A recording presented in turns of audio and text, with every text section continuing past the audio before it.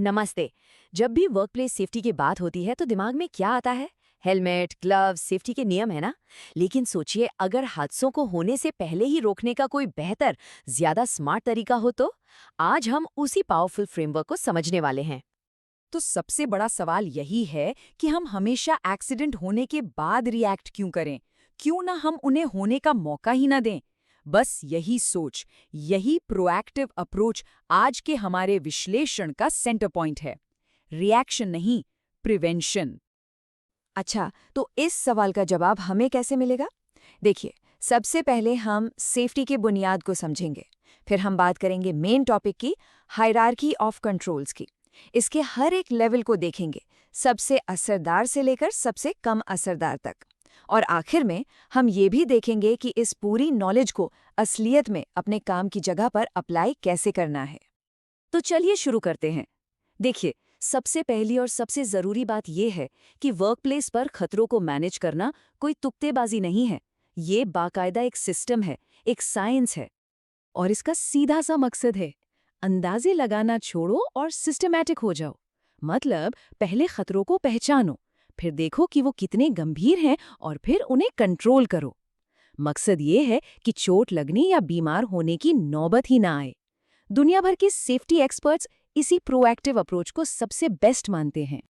चलिए, अब आते हैं आज के मेन टूल पर, जिसका नाम है हायरार्की ऑफ कंट्रोल्स। इसे समझने का सबसे अच्छा तरीका है एक उल्टे पिरामिड की तरह सोचना। ये कोई मामूली मॉडल नहीं है। ओशा और नायोश जैसी दुनिया की बड़ी बड़ी सेफ्टी ऑर्गेनाइजेशंस इसे प्रमोट करती हैं। तो आखिर ये हायरार्की है क्या चीज?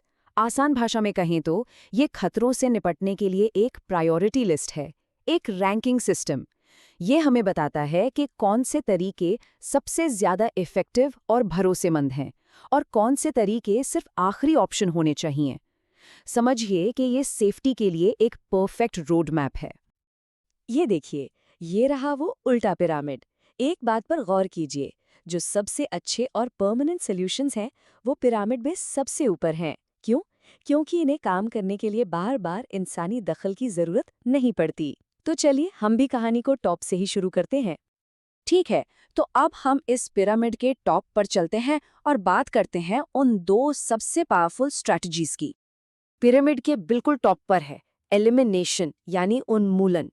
ये सबसे सीधा, सबसे सिंपल और सबसे असरदार तरीका है।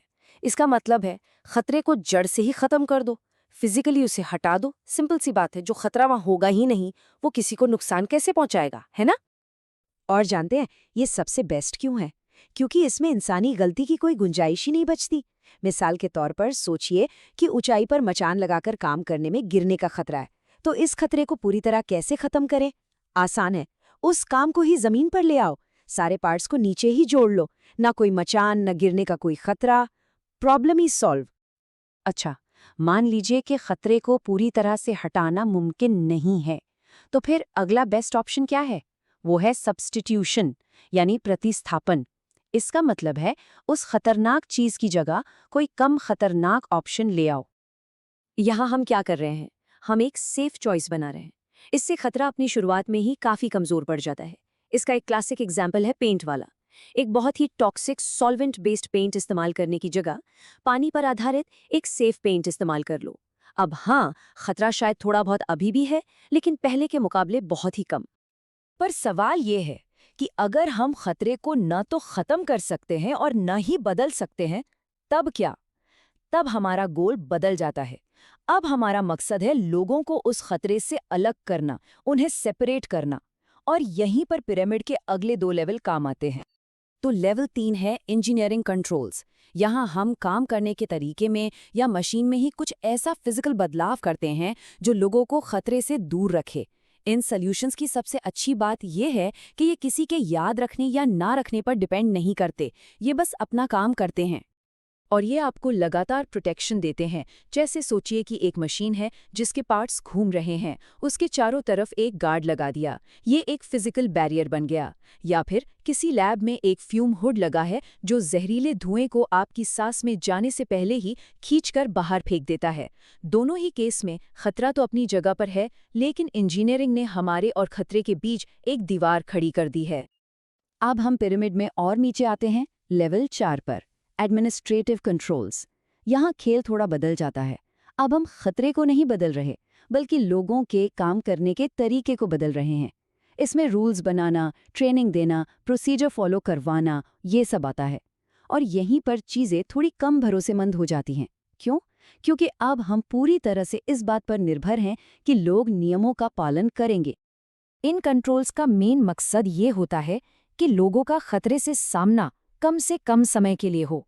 जैसे किसी एक ही काम को लगातार करने से चोट लग सकती है, तो इसके लिए जॉब रोटेशन शुरू कर दिया। या कोई बहुत रिस्की काम है तो उसे दिन के बजाय रात में शेड्यूल कर दिया, जब प्लांट में ज्यादा लोग नहीं होते। और अब हम आ गए हैं पिरामिड के बिल्कुल बॉटम में, सबसे आखिरी लेवल पर। ये वो तरीका है जो हमें सबसे ज्यादा दिखता तो है, लेकिन असल में सबसे कम असरदार होता है। पिरामिड की तली में है पर्सनल प्रोटेक्टिव इक्विपमेंट, यानी पीपीई। जी हाँ, वही हेलमेट, ग्लव्स, सेफ्टी गॉगल्स जो हम सब देखते हैं। पर एक बात समझनी होगी, ये इक्विपमेंट खतरे को कंट्रोल नहीं करते। ये तो बस वर्कर और खतरे के बीच एक आखिरी पतली सी दीवार बनाते हैं। इसीलिए इसे हमेशा लास्ट रिजॉर्ट यानी अंतिम उपाय कहा जाता है।